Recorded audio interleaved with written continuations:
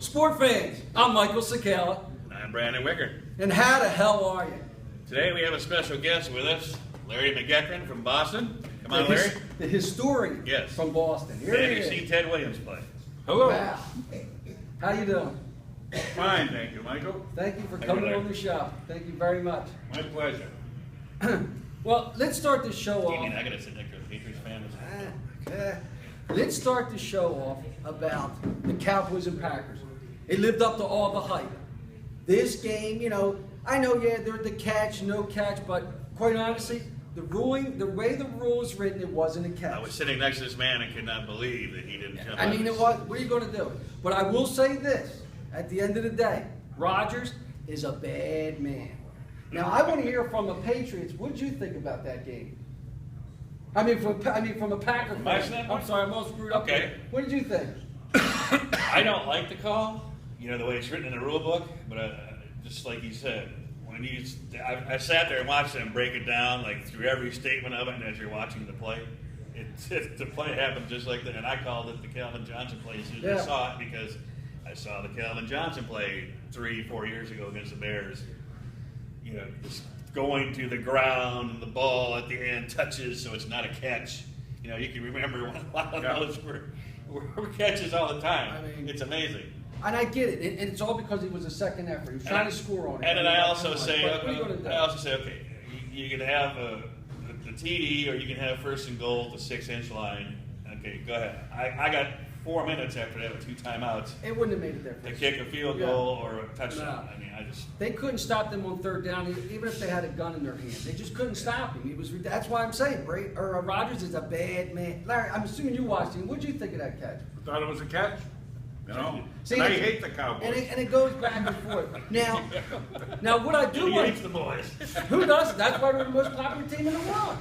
Now, I want to bring this up. I read an interesting article this morning. When I went into the bathroom to do my morning Philadelphia Eagle, I read an article about a writer who had his first encounter with the Arizona Cardinals owner. They were walking down the hall in ESPN, and he noticed an older gentleman in a 3-piece executive suit, and he looked polished from foot to toe. The only thing is he noticed that the gentleman was wearing a baseball cap that said NFC Championship. And he said to the guy, he said, "Listen, sir, I'm sorry, but I got to ask you a question. Why are you wearing that baseball cap? You just lost the Super Bowl not even a month ago to the Pittsburgh Steelers." And he told him, he goes, "I'm 76 years old. It's the first time I was ever able to wear this cap, and I don't know if I ever wear one again. So I'm going to enjoy the moment and just relish in this time." And I got to tell you, Cowboy fans, this is the first year they've been relevant on the football field. Off the field, we own the news. But it's the first time. Romo in December, the playoffs, the flag, last week no catch. Just enjoy it. I say let's enjoy what we did. Let's hope next year we figure out a way to either keep Murray or Dez. As far as I'm concerned, keep Dez. I keep hearing about maybe bringing in Peterson. But either way, I think it was a great year. Now, what about the other games? What did you think of the Pats and the Ravens game? Well, see, I picked the Ravens on that game. And if you look at in that game, I've got to tell you, the Patriots were vulnerable. You could have got beat if Flacco made the right decision. Yeah. But he didn't. So there you go. It's any given Sunday. It's just a team that's always been able to play them well. Yes, they do. Well, Belichick proved again that he's the best second-half coach in the history. Yes, he did make the changes. Of any sport. In the first half, they were getting them on the blitz. They didn't touch them in the second half. As a Patriots fan, I put on your out-coached, and would it be safe to say that may be the best playoff victory in Patriots history, considering they had to come back twice from 14? I'd say so. It was, it was unbelievable. It was probably Up against the Ravens. outside of the Tuck game. That was probably. Well, that's how he got famous. Yeah, nobody even knows where he was until he got playoff. Tuck. That's what Ray Lewis says, but the verdict's still out on him because he should be locked up in Atlanta. Hey, Now, what about the Seattle and the Panthers game? Like I wrote, that game was played out like a script. Yeah. It was exactly what we thought it was going to be. They wore them down, and it was just too much. Carolina ran out of gas. Game's kind of boring, to be honest with you. What about the Colts and Broncos? That one kind of shocked me a little bit. I guess I really didn't know the extent of whatever they were talking about. It was ailing Manning since the San Diego game. Yeah. But it looked like the Broncos were running the ball real well, at times. Then they just kind of quit decided to let him throw. Yeah. And, once Luck got ahead, it was it. To me, it looked like the first step of Luck taking over the NFL and becoming what he should be, I guess, the best quarterback in the Possibly league. the last step of Manning. After Manning and Brady retired, I think even Rodgers, the three of them have to leave, and I think the kid takes over. Just from youth alone, though. Well, Rodgers is in the middle. He's not in the bracket of age as Brady Manning yet, and he's not down in Luck's either. So. I was surprised at that game. I mean, I really thought Denver would win, and easily. I thought they'd win. I thought they'd win because they'd be running on them easily, like the Patriots ran on them, and then Manning would be able to pass at will. And in the offseason, they paid $100 million to upload that defense.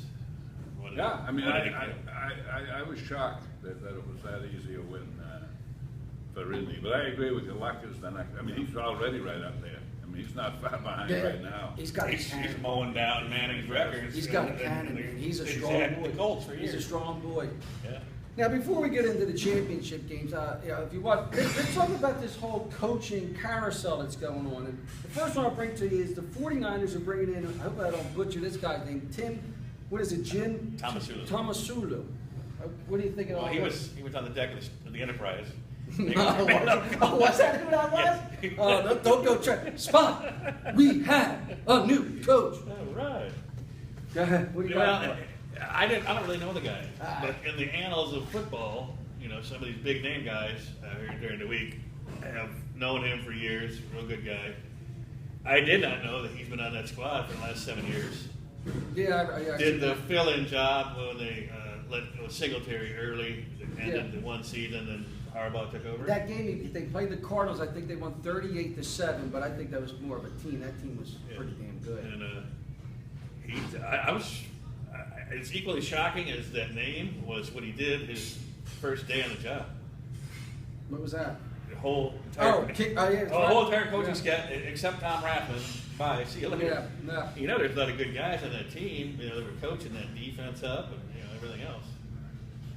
Very the new Jets coach? No, the Niners. The Niners. Yeah. He was the D-line coach for 7 years. Yeah. Who'd they hire? Exactly. Yeah, exactly. That's what we're talking about. See, to me, there's no, as a Niners fan, there's no flash. I can't necessarily get excited about a defensive coach, but he comes. He seems like he's somewhat hardcore. They say he's somewhat of a player coach. I do like that he did say something to the effect that he's going to bring the fun back to playing football. And he keeps on saying about Kaepernick in the legs. I think they're going to let the kid run again. Catch me if you can, maybe running next year. In that division, that's a bold move. It's tough. It's tough. That's a bold move. What about the whole letting them Harbaugh go and right down there? What about the Raiders and Jack Del Rio? I believe it's a good move. Yes. A lot of people are down on the Raiders for obvious reasons. Mm-hmm. To the credit of Del Rio, he got to step in and take over a team that's laden with number 1, number 2 draft picks. This is true. Up and down the roster, and they got lucky last year and drafted their quarterback. Yep. That's their quarterback, Carr. To me, what they're getting a guy that's going to come here who's going to change the attitude. He's going to change the way they play. They're going to play a lot harder, and they're going to be an attitude adjustment because that's what he brings to the table. As far as championships, Silver Jack Black doesn't equal championships. What I see the Raiders should do, they should keep him for about 2-3 years, let him get this team back together, change everything, the mentality and everything, then bring a coach in that knows how to win, just like the Niners did with Singletary. Have this guy get rid of all the nonsense. Possibly Rio will learn to do that by then. You never know. Anything on Jack? Jack Black, Silver? I don't know. He's never had a lot of luck. But he seems like he's a no-nonsense guy. He's a no-nonsense guy, and I think this team needs somebody to come in there and set some rules. Now, here you go. What about Rex Ryan and the Bills? What do you think of that, huh? I think it's a good fit. I think Rex is just drooling all over. He gets to play Belichick twice. Actually, that's what I think. We love it. He gets to stay and play. I think there's a love obsession with Belichick. Right. He just loves it. I mean, I put on here, it's a great match. I mean, he's got a strong defense. He doesn't have a quarterback. He's got a little bit of a running game. And quite honestly, it sounds like, his beginning years with the Jets. I can't wait. He's got no QB, and he's going to come up with the right offensive coordinator. That's what I think it's going to come down to. And a lot of people in Buffalo aren't happy from what I've heard. Where I am down here, a lot of Buffalo people. And really? They love that Jim Schwartz, and he's out. And they say Ryan has a different defense. One of them has 3-4, the other has 4-3, and it's going to be a conflict. Right, I got you. And they're not that happy about the move. A lot of Buffalo people.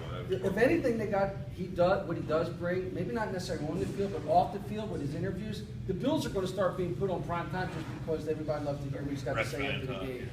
And if you come in behind that with the now I got the Jets and Todd Bowles. What do you think it is? That makes that what we talked about earlier. Makes that whole division, defensive division, Brady's going deluxe. There's going to be a lot of pressure in the AFC. Yeah. To me, this guy, he's solid.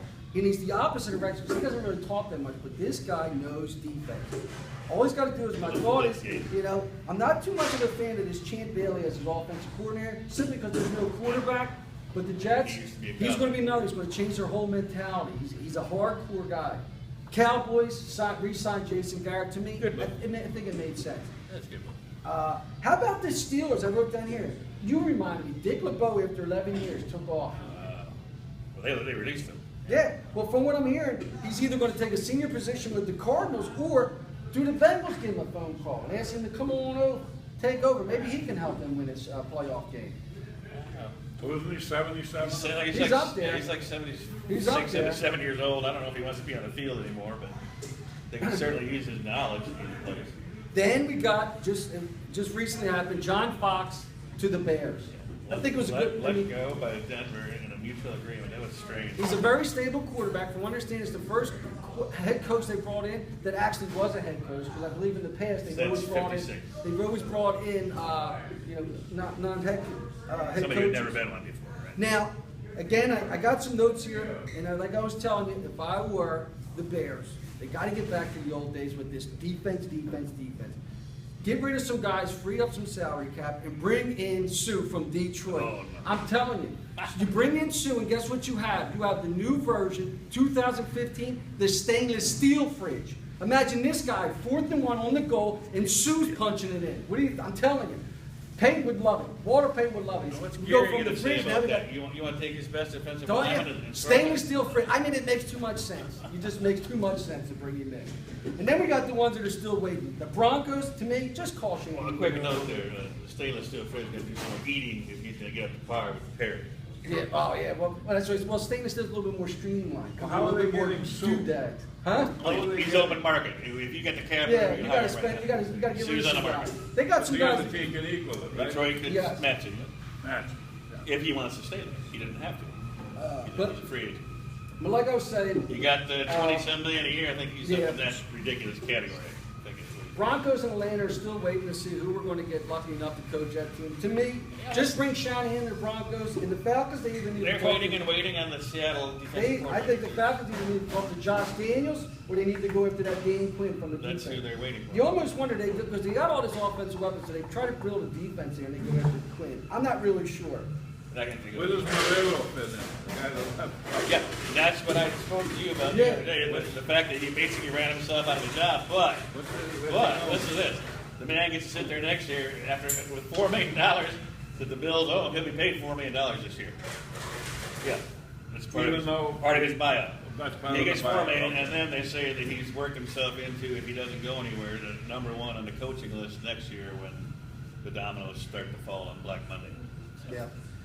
$4 million for. I think he made a bad. He should have probably stayed in Buffalo. Yeah, the way Should have just bought him. Should have just pulled himself up a sweater, stayed warm. the way it and played dealt out with was the winter. interesting. Now here we are, championship weekend. We got the first game, Packers at Seattle, and it's -7.5. What do you got? Oh, you know I got to go Packers. I figured that.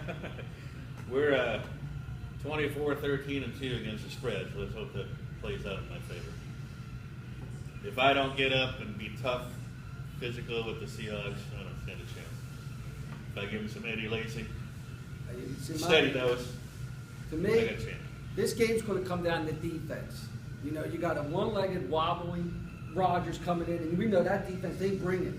And you know, Seahawks, you're going to be in beast mode. He's going to run the hell out of the ball. Fourth quarter, try to sprinkle some Skittles on the field, one of those classic 40-yard, knocking people off, running for touchdowns, and then Wilson's just going to, with his legs, extend plays. To me, the way the Packers are going to win, you do need a lot of Eddie Lacy. Just pound that ball. Do not give up on the run. And I think Rodgers, two-step drops. He's got to do quick release, and they got to score touchdowns to beat this team. I need 2 turnovers. Yeah, but they had to score. No field goals. Field goals don't win it. That's what happened in the Ravens game. They kicked that field goal, and that's what screwed. You got to score touchdowns on this type of team. I mean, what do you got, Larry? I think they're going to have a hard time winning with Rodgers not 100%. Yeah, it's tough. It's tough. That makes it hard. They're going to have to, run against that defense, and I don't know if they can. And if they can't, Rodgers can't scramble it all. He says he has 120 minutes left. Yeah, I mean, I'm rooting for Green Bay, but I'm rooting for the Pack. I got a hard time. To me, I got the Hawks winning 34-24 simply because he's up against a defense that will get pressure. Last week he did. He had a lot of time and whatnot, but he's still though. He's a bad man, Rodgers. If anybody can pull it off, he can. I don't see the score anywhere near that high. 34-24. I see it up there. Especially in the rain. I'd probably, if I predicted a score, I'd predict 27-13 Seattle. Yeah. Can you imagine the helmet law back then? Somebody would have been thinking like him, this 27-13 stuff. Here we go. The game you've been waiting for. The Colts in New England. We'll let our man go first. And I believe the Patriots are -6.5, 7. What do you got for us? 7. Well, they're 7 actually, now? I've seen it at 7, as high as 7.5 on the real lines. But I've seen them. They should have no problem. They've beaten them the last 3 times. 3 touchdowns, 5 touchdowns. I don't see them having a problem. They should be able to run the ball. Brady's going to pass. The only thing that can kill them is it's a monsoon. The weather forecast says the first half will be raining and the second half will be a monsoon. So this could be a problem. That always helps the underdog, but in this case, whereas Indianapolis counts on their passing game a lot, it's not going to help them too much. I don't think so. What it will do will, reduce the score of the game, but I don't think it'll change the outcome. I think the Patriots should win the game by 17 points.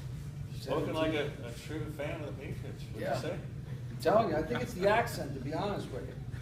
It makes you wonder. It's like, no wonder. Haven't you won enough? he was right about all them games, too. All those games are already played. So yes. It's not going to be 59-23 and 48-17. No, not at all. I think the Colts have learned a little bit. How about this little tidbit for you? The last 14 playoff games, Patriots against the spread, 3-11. How do you like that? Did you know that? We kind of no, not usually look all that crap up. We're favored by 7.5 to 14.5 every game. Well, just to go against the mob, I am going Colts, and that's just to take the underdog. Yeah. My notes on here, I wonder how the Colts are going to be able to deal with Gronk and Edelman. I got on here halftime adjustments. It might be close. That's all I had to deal with. I think I halftime adjustments. In order for the Colts to me, just like Rodgers, he's got to do some quick strikes and he's got to hit those slot receivers. T.Y. Hilton, why? Because he's the fastest man on the field. He's got to get him involved. He needs over 10 catches. They got to shut down the run, the Colts, in order to pull this off. They need a little luck, and again, they have to score touchdowns because the Patriots do not kick field goals. I don't even know why they don't even need a field goal kicker or a punter. They might as well kick those 2 guys off. They don't ever do that. I got the Patriots winning though 34-24 or 38-24. I think it'll be close, but eventually the Patriots will do what they do. 34-17. I do have to ask you this, just to be honest now. This came out last week. Now, do you really believe this? Until last week's game against the Ravens, right? Darrelle Revis plays 16 games and has 0 pass interference calls. Do you think that's true? That's what they said. Okay. Do you think that's true? Yes. Never pass interfered 1 time the whole season. Well, hey, when you have a reputation, sometimes the old reputation play. So I guess you got to ask a Patriot. What about this whole Spygate thing? Huh? You got some tape. And he's old news here now. It's something that everybody's been doing forever, and somebody get caught, they make a big thing out of it. I'm not a Patriots fan, but I got to tell you, you got to admire the entire franchise, everything. That's all they do is win. I think that's why a lot of people, because they're so consistent and they just win all the time. That's all they do. Well, this is their 9th championship in 14 years. Although he does not like the Cowboys, he's reminiscent of Jimmy Johnson, where Bill Belichick has the ability to pick down in the draft and get a high percentage play. That's what keeps him going. He's getting 5th and 6th round picks that play like first round. Yes, What did you think? You're talking about Spygate. What did you think of Shula's comments about Belichick? It wasn't necessary. You know, why can't the guy just stick with steakhouses now? Why is it named after? We really need to hear what he's got to say. Is he getting senile or what? Yeah. Well, you know, they were undefeated in '72. That's all you ever hear from Dolphin fans. You know, 80 years ago they were unbelievable. And if it wasn't for this, they wouldn't have been the only team. Well, sport fans. Yeah, helmet catch. You like that? I got to give a shout out to. We were supposed to have our first call, and I had all my stuff set up. And Rob, chew on this, as we used to call him, because he's been on the show before, back when I used to do it as a writing thing. And your buddy, you know, used to.